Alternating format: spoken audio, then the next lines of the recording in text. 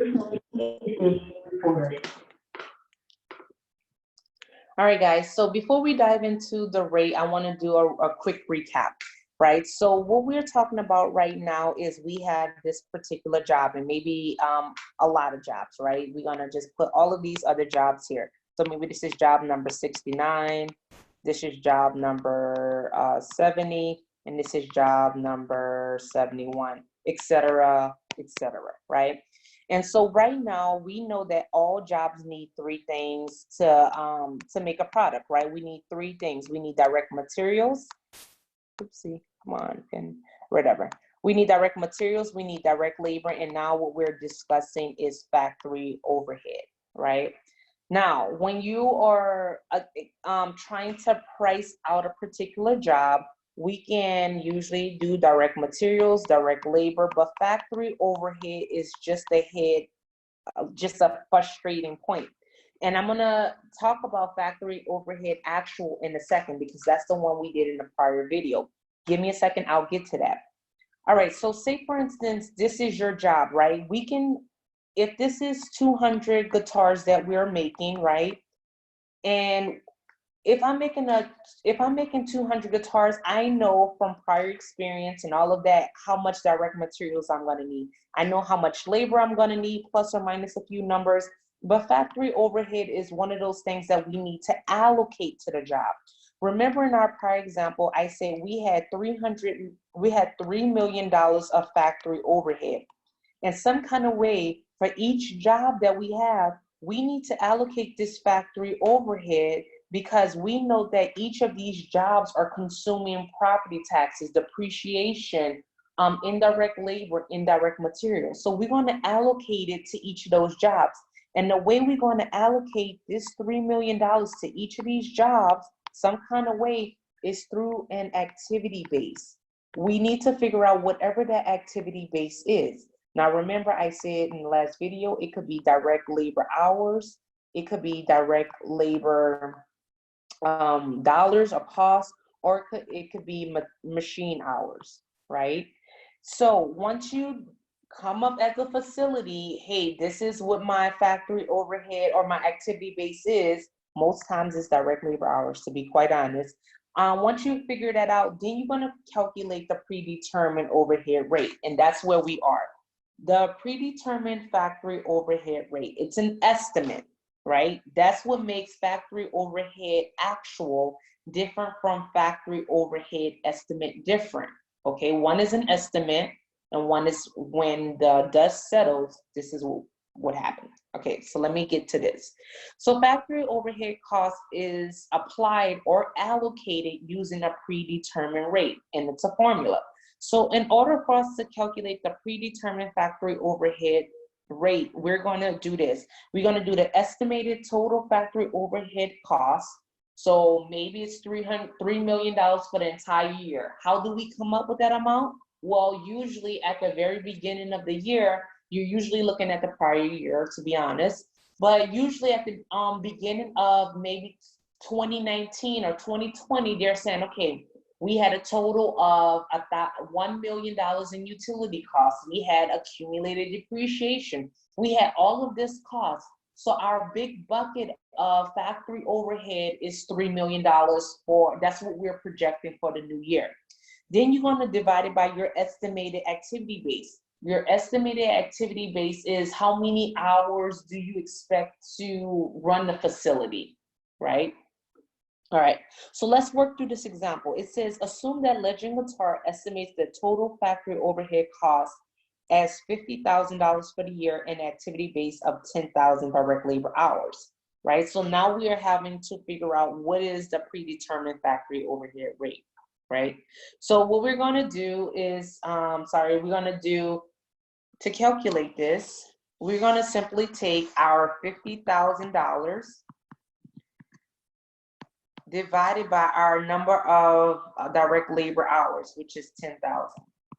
Therefore, our predetermined factory overhead rate is $5 per hour. All right, so for a second, I just want to go through this for a second. Why go through this trouble of creating a predetermined overhead rate. Overhead rate. All right, predetermined factory overhead rate.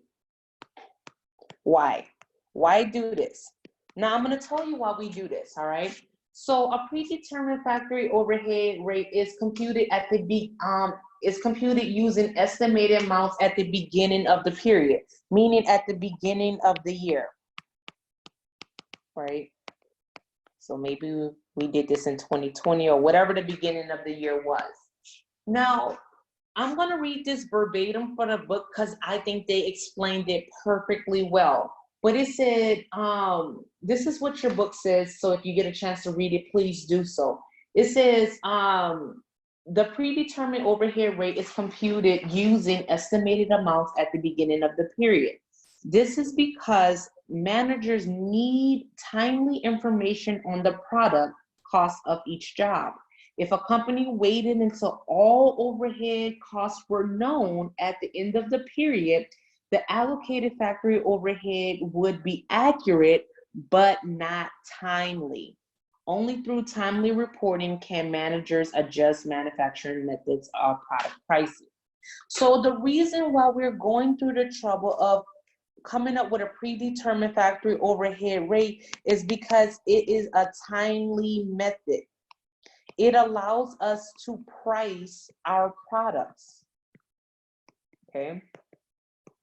So in our example, when we had job number 71, right, and we had maybe 200 guitars, when we priced that guitar, we knew how much the direct materials was going to cost. We just knew. We knew how much the direct labor cost, but we had to estimate what the factory overhead cost would be. We don't know until at the end of the period how much was consumed. But at that point, it's too late to try to, strike a deal with the customer because you're trying to get so much accurate detail. You don't have time to wait to the end of the period or the end of the year. So therefore, you're going to do an estimate at the moment, right? It's more timely to do something like this. And then you're going to compare apples and apples at the end of the period. Okay, so hopefully that made sense to you as to why we do a predetermined overhead rate or an estimate. Okay, so moving on with this journal entry. So we have calculated that our predetermined overhead rate is $5 per direct labor hour. Now the cool thing about this is we don't have to recalculate what the direct labor hours is, because we've already figured out how much direct labor hours are required based on our direct labor journal entry from the prior videos, right? So the way we figure out our predetermined overhead rate or how we're going to allocate factory overhead, the way we're going to do this is we're going to take our direct labor hours times our predetermined overhead rate. To do that, it was 350 hours times our predetermined overhead rate of $5 per hour. And then that's how we apply our factory overhead rate to a job. The same thing for this. Once we calculate our predetermined overhead rate, once we do that at the beginning of the period, we do not recalculate it, right? It always stands at $5. So every time we do a new job, we have already in the back of our head figured out that our predetermined overhead rate is $5, and then our hours, the direct labor hours will vary by job and all of that good stuff. So here on this particular job number 72, we're going to do 500 hours required from direct labor hours times the predetermined overhead rate of $5, and that's how we're going to allocate costs. Now our journal entry to capture that is this, okay? All right. So with that, I'm going to end this video, and I'm going to talk about what happens if there's a difference between actual versus estimate, and what do we do with that, okay?